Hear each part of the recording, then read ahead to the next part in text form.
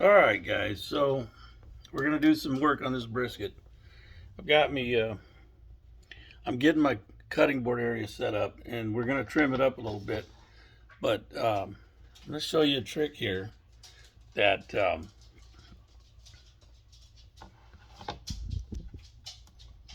me show you a trick here. So see, I got this countertop, hard granite, right? Got my cutting board. Got them on there. Trying to work on that. Right? Trying to work on that is going to be all over the place when you're trying to trim that brisket up. So, trade secrets. Get yourself a hand towel. Doesn't have to be heavy, doesn't have to be anything special. We're going to get that wet.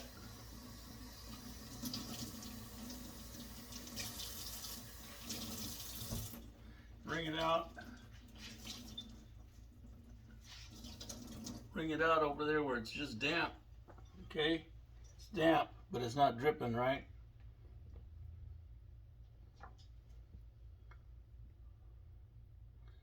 It's nice and damp. Lay it out flat. Lay that thing out flat. Put your cutting board right down on that towel. Much, much better. I can work on that. So we're going to get this brisket ready, and we're going to trim it up a little bit. It's not quite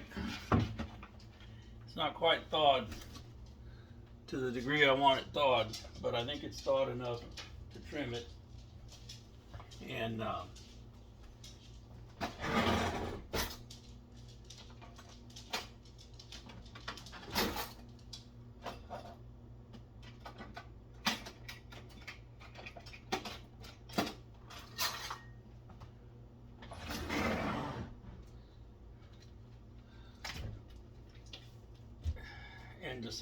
show you what I want to do with this thing.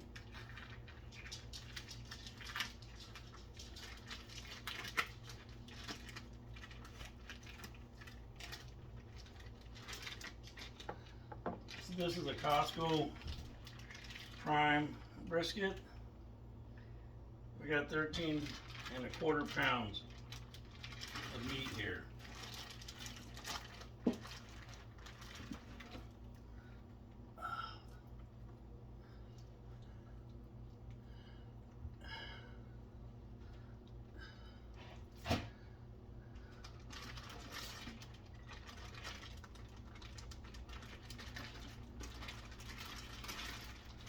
So that's a pretty good weight for starters.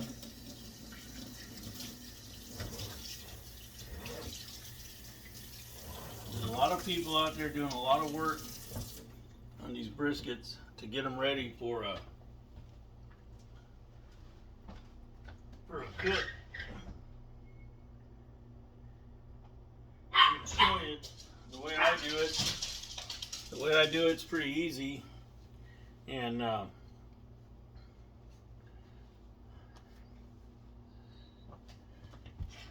you don't have to do a whole lot with them. You're cooking in your backyard. We're not doing a competition.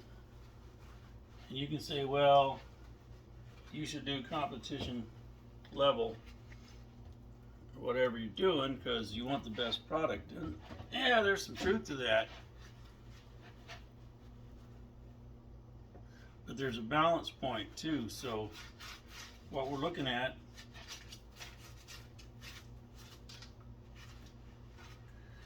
is the balance between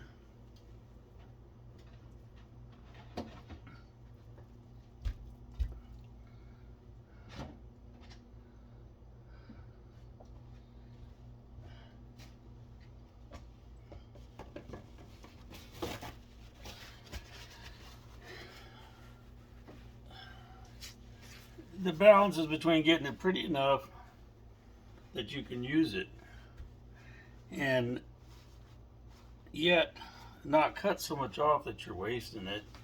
Because let's be honest, folks, it's all good eating. So I'm going to trim it up And you've probably seen the videos. I've seen them, and I've done it. You can cook this thing without trimming it, and still get a great product. So there's a lot of different things that a lot of people do. We've got this big hard piece of fat that comes in here between the two muscles. The flat and the point is over here comes from the bottom around. This piece of fat goes down both sides. I've gone so far as to fillet this open and lay it back and cut all that fat out of there, because a lot of that isn't going to render down, and that's been part of the whole question on when you're cutting your fat, when you're trimming your brisket.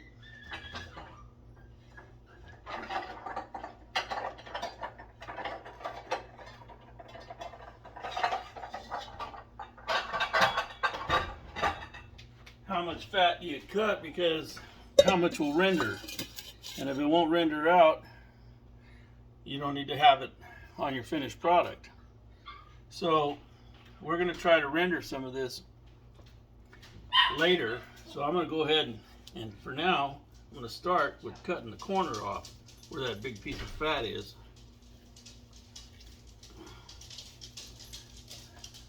Just take that whole big chunk off.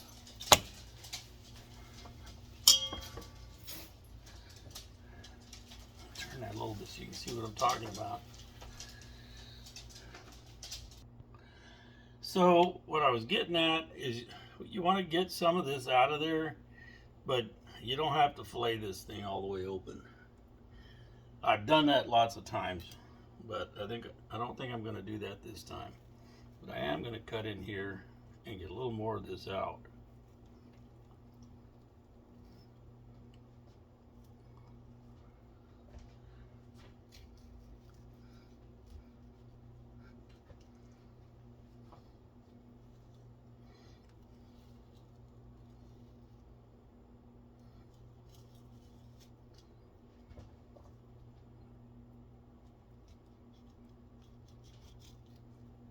Because I want this fat, I'm going to try to render this to tallow.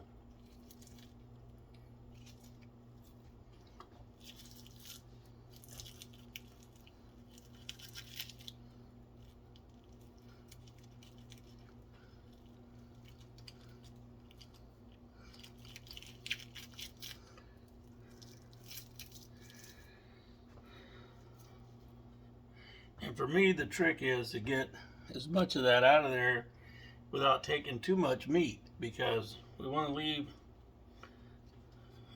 as much product as we can, especially with feeding a lot of people, and we paid some pretty good money for this piece of meat. So I know you're supposed to start on the other side, but I was looking at that and I wanted to show you that and talk to you guys about that. So let's get over here. So what I'm going to do, as a rule of thumb, is to try to leave less than a half an inch of fat on this back side. And I cut off my loose, kind of ugly fat.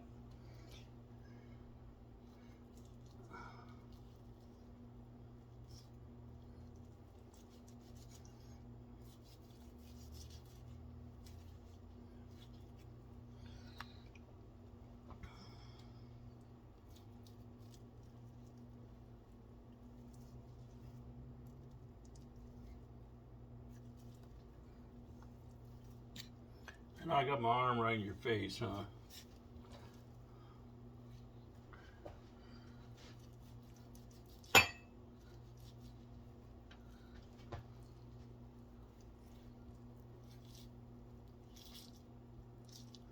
You gotta have a sharp knife. That should go without saying. But don't even attempt anything like this if your knife's not sharp. You're just gonna make yourself unhappy.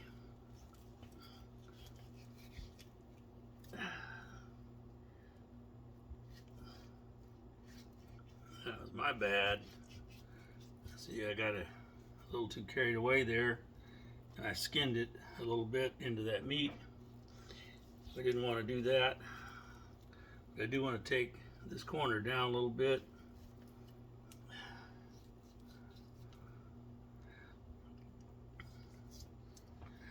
Because we don't need a ton of fat on this thing. We do need some.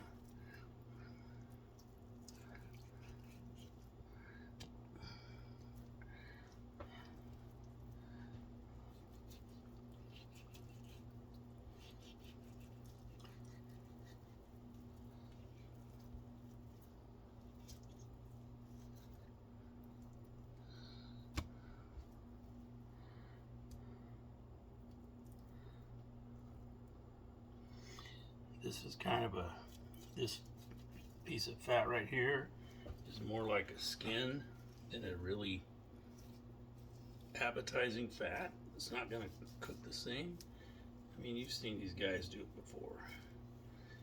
I'm in no way a competition cutter.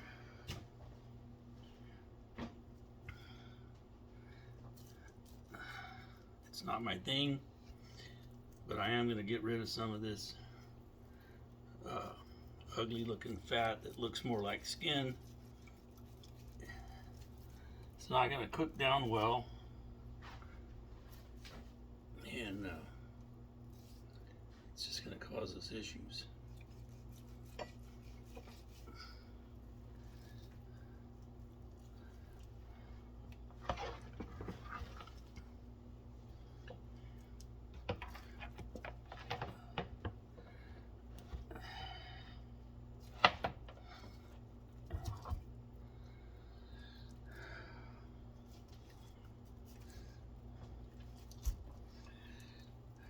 And I'm working on this thing.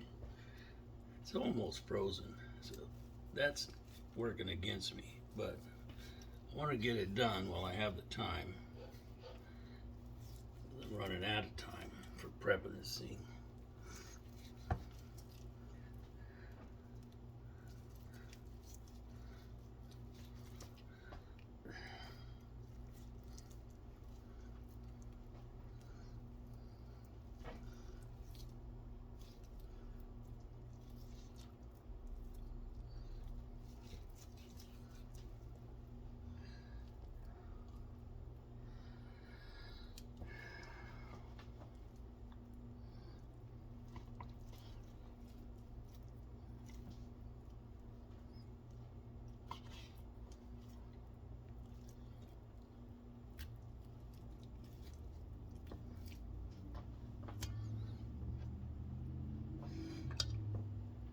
Stew meat.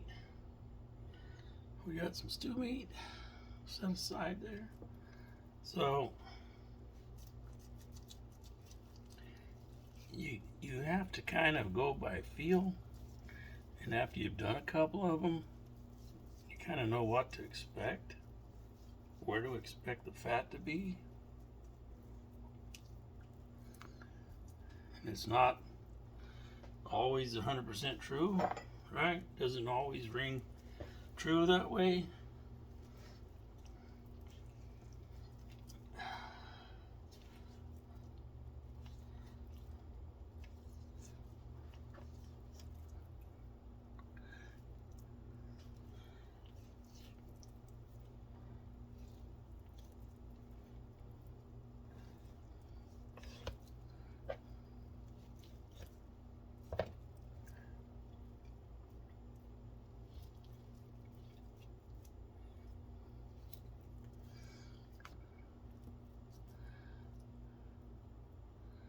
It's not a very good piece of meat.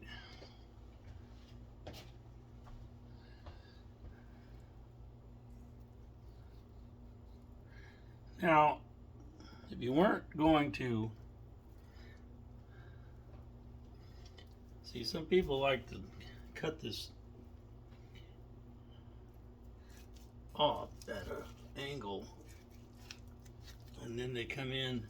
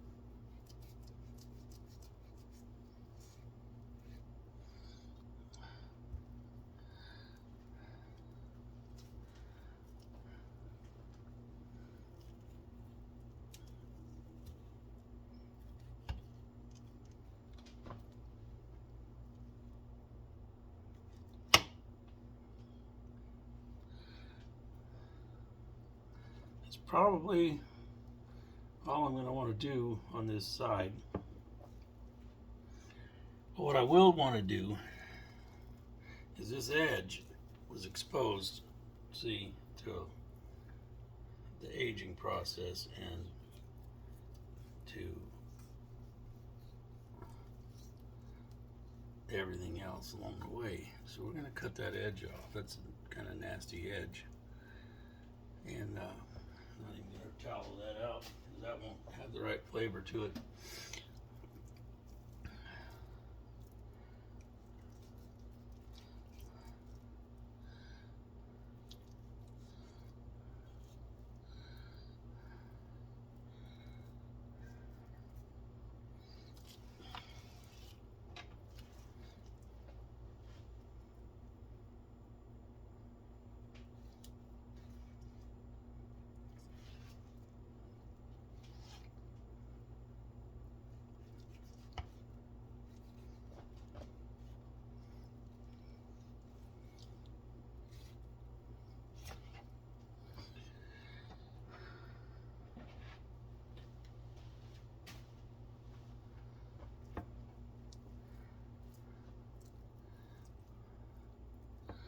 Now this side, this end, see here's where the competition people, they start cutting way into it to try to uniform the shape.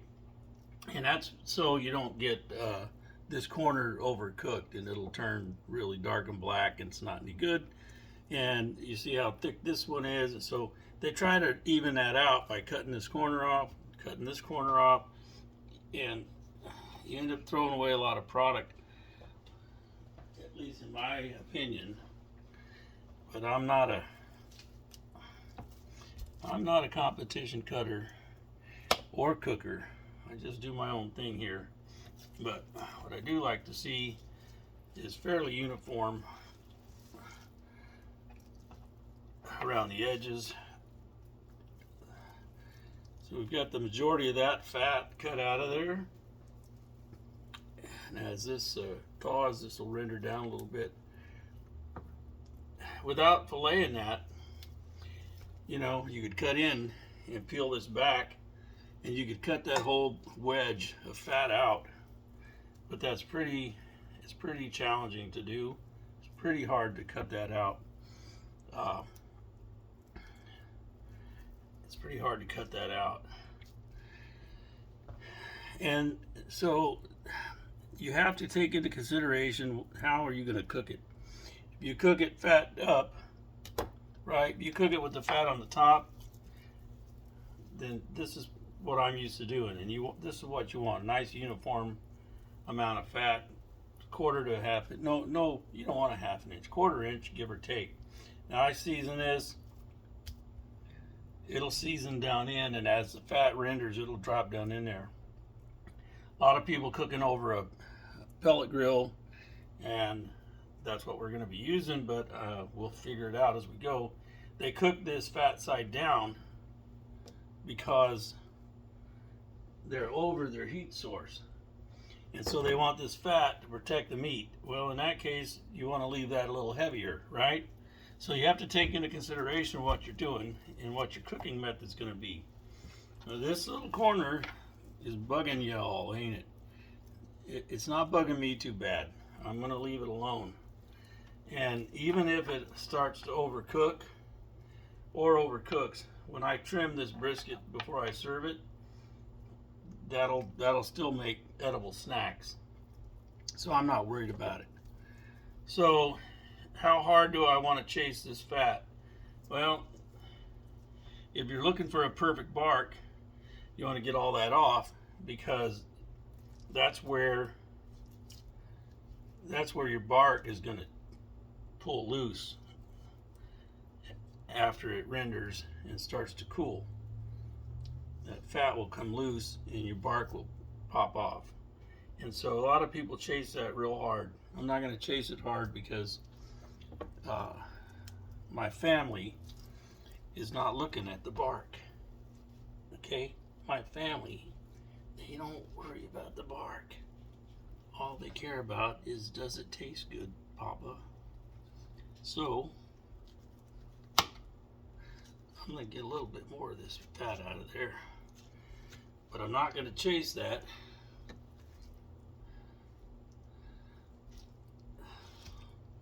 Looking for perfect bark.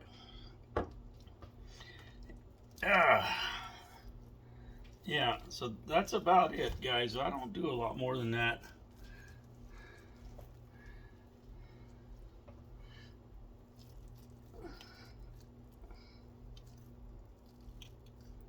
I am going to go in here a little more, little deeper, and get this big piece of decal fat out of there. I don't know what it's called. That's what I always called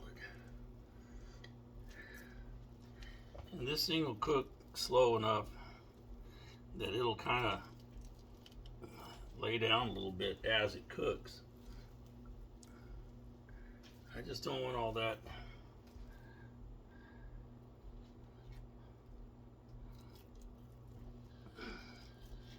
Don't need it all. It takes longer to cook. It's going to affect how it cooks.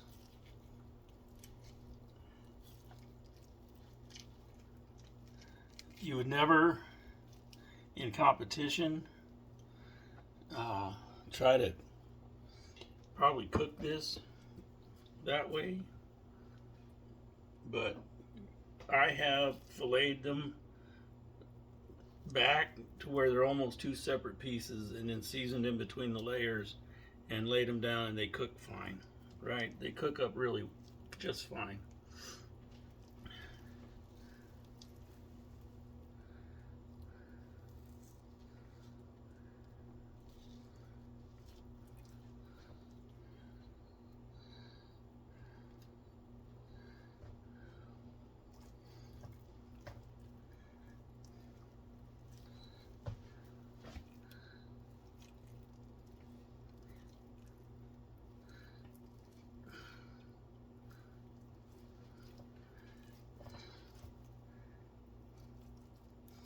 I know you're saying, Papa, you said you weren't going after that.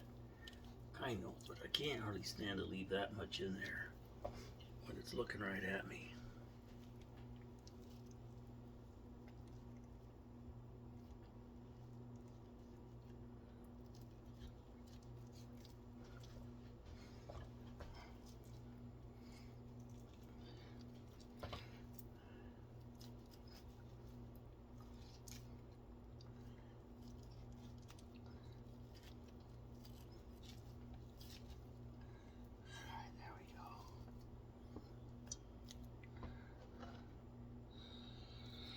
All right, so we've got probably, I don't know, what do you think that is, guys? 2 pounds?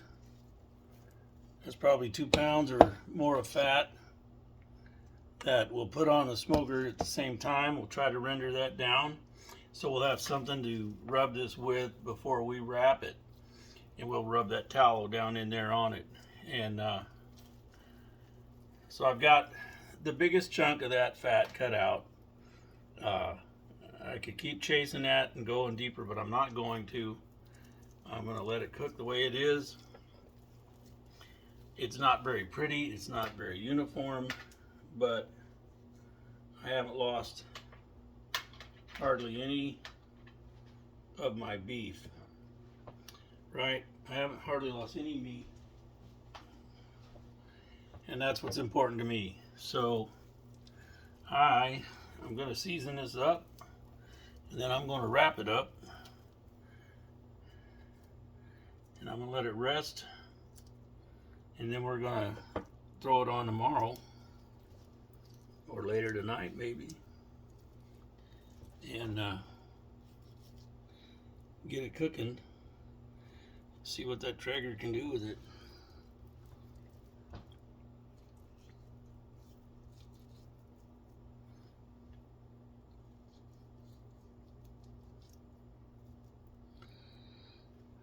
Yeah, so that's what we're going to do. All right, we're ready to season this thing. I've got it sitting on a tray just so my cleanup will be a little easier. And all you purists out there just might as well close your eyes and look away, go somewhere else. Because you're not going to like what I'm getting ready to do to this brisket.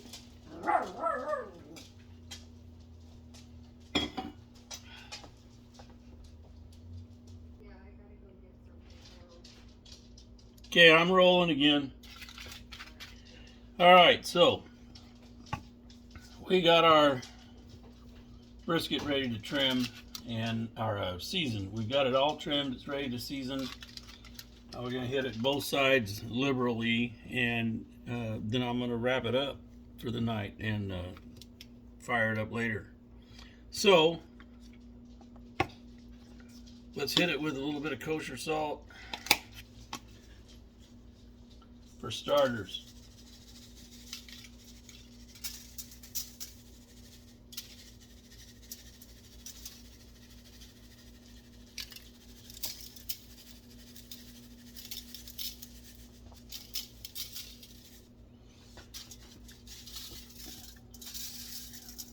And it's called a rub because you rub it in. Rub it in.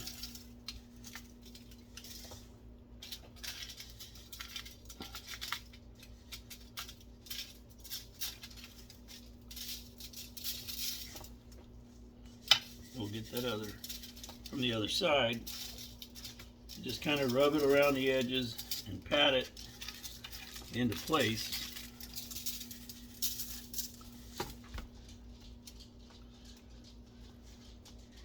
Get that salt on there. Alright, we're going to come back. We're going to hit it with some pepper. And you can use a coarser pepper, and I usually do. But this is what I got on hand tonight. And so we're just going to hit it with some black pepper.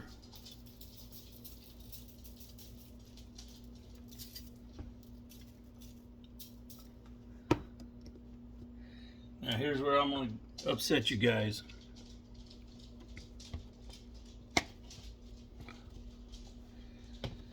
You don't have your own rub and you want a rub that'll pretty much get you in the ballpark, and you don't have to work too hard trying to figure it out, buy yourself some Pappies. Pappies will do the job. And a lot of times I make my own rub, and if I don't have enough, I'll mix mine with Pappies, and it extends it. It's a good place to start. They've even got a low salt version, so you don't over salt it. And you saw me put salt on it. Now I'm going to put Pappies on it, but I'm not putting a whole lot of any of it, so I know that I'm not overdoing it. But Pappies is a good basic rub. You can use any brand you want. I mean, there's lots of brands out there to use. I happen to like Pappies quite a bit. So rub that in, get that down in there.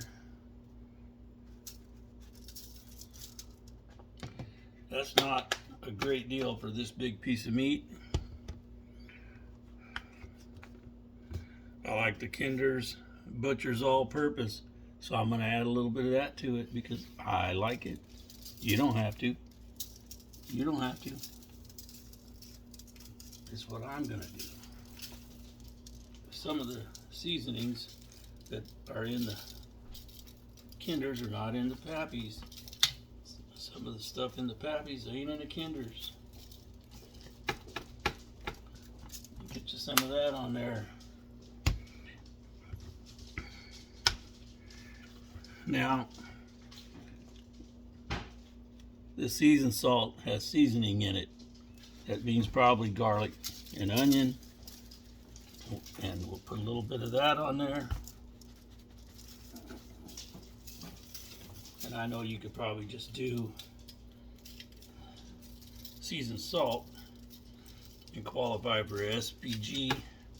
Believe me, I know a lot of people in Texas that do their brisket with Lowry's seasoned salt. I know that for a fact. Now, you don't have to do that. I'm going to add me some cumin. I like the flavor. I like what it does on meat. I'm not going to do it heavy, but I'm going to do some.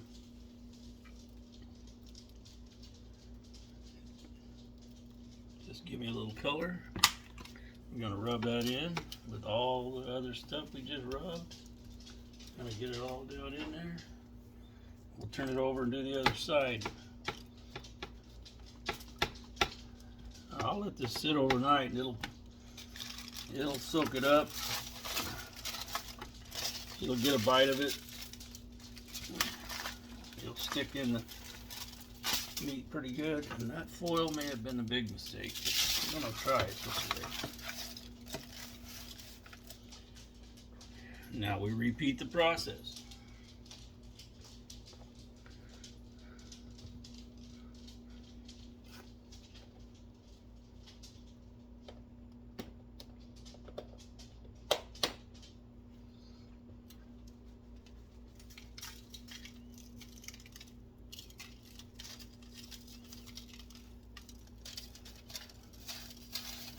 Get that poppies around the edges. Get it up on that edge best you can.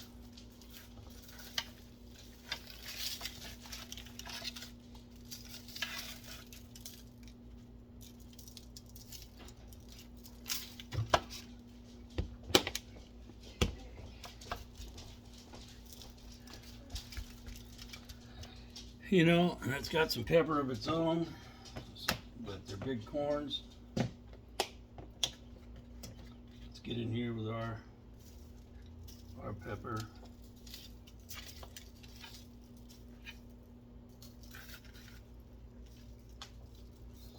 Oh, Papa, you don't have to do all that. That's too much stuff. You're confusing it. It'll be all right.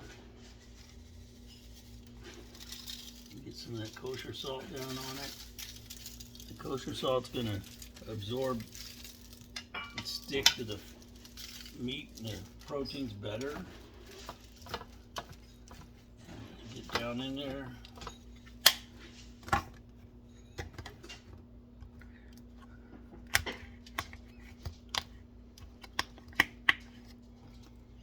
Throw our kinders on that. Now, a lot of people say it's useless to season a fat, but I want to tell you something, people. I figured out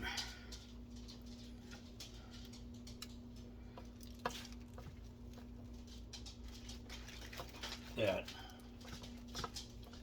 the oils in the fat bind to some of your seasonings the way your meat will not.